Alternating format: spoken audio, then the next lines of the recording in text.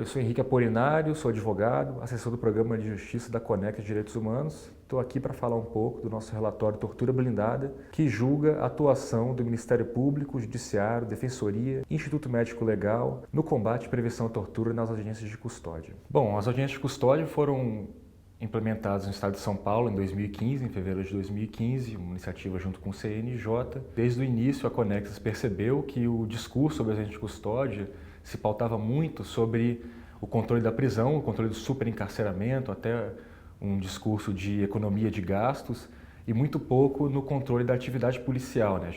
Que a gente sabe que a grande maioria das condenações do direito brasileiro são baseadas em flagrantes, né?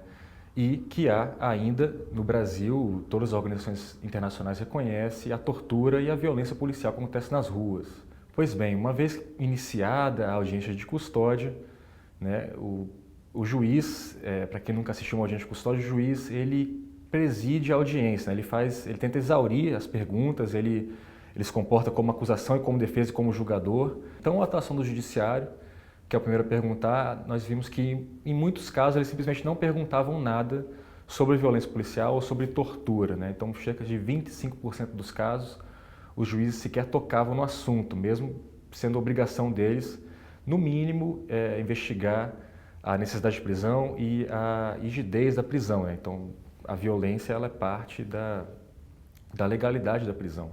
Quando o juiz perguntava, era muitas vezes de maneira agressiva, né? Foi comum ouvir frases como: eu quero saber se teve porrada, ou interromper um relato que estava no meio. Tentar conduzir essa audiência sem realmente prestar atenção às necessidades da pessoa conduzida ali à sua frente, tratando a violência policial, em vez de ser uma prática corriqueira, um crime em si, muito mais como só mais uma questão processual que se tenta resolver, né? Após a fala inicial do juiz, quem fala é o membro do Ministério Público, né? O Ministério Público ele tem talvez a maior importância ali no que tange ao combate à tortura, ao uso da audiência de custódia como instrumento de combate e prevenção à tortura. O Ministério Público, ele confunde os seus papéis, ele não consegue lidar com todos os papéis que ele tem na audiência de custódia, né? O Ministério Público, ele é o titular da acusação, ele tem o dever de ser fiscal da lei, e ele também exerce o controle externo da atividade policial, que talvez hoje é a maior omissão do Ministério Público enquanto instituição, né? E ele não sabe lidar com isso. A gente vê que, na vasta maioria dos casos, né, quando o juiz não perguntava, em cerca de mais de 90% dos casos, quando o juiz não perguntava sobre tortura ou violência policial, o membro do Ministério Público também não perguntava. Nós temos falas muito emblemáticas do Ministério Público, uma que eu nunca vou esquecer é quando o preso narrava violência, uma violência grave, com caso de choque elétrico, e o membro do Ministério Público, na audiência de custódia, disse: não podemos perder o foco.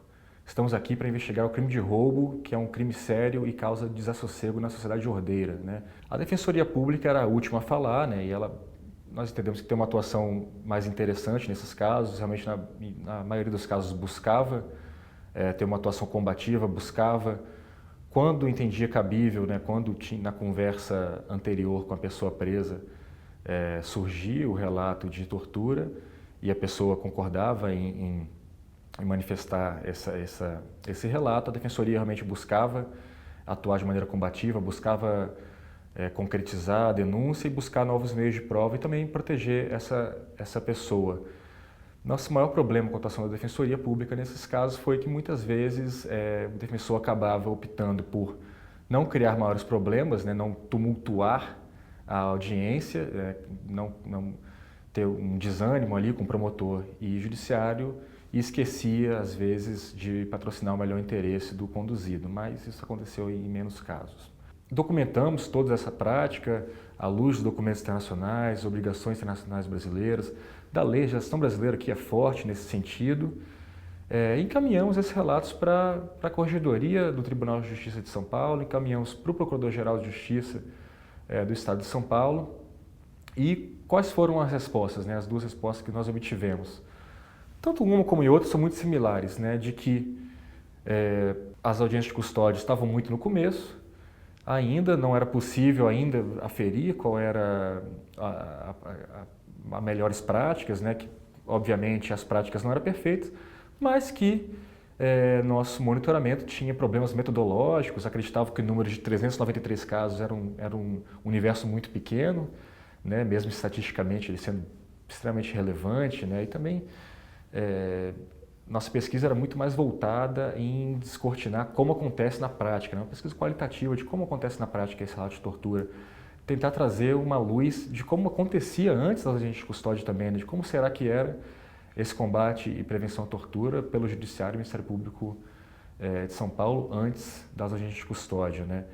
Bom, e a resposta foi negativa, tanto o Judiciário quanto o Ministério Público, sem nenhum tipo de autorreflexão sobre melhorias de prática, nenhuma incorporação dessas nossas críticas e sugestões à prática. Então, diante da omissão do Ministério Público e do Judiciário Paulista, nós estamos encaminhando esse mês para o CNJ e para o CNMP nossas descobertas, né, nosso relatório e a resposta dos órgãos paulistas, para que esses órgãos nacionais possam, em primeiro lugar, construir melhores práticas, né, do combate e prevenção à tortura por esses órgãos, realmente transformar essa atuação em uma prioridade institucional, que hoje não é em nenhum estado brasileiro, e também já detectar nos documentos que já existiam quais foram as omissões que os órgãos paulistas perpetuaram nas agentes de custódia.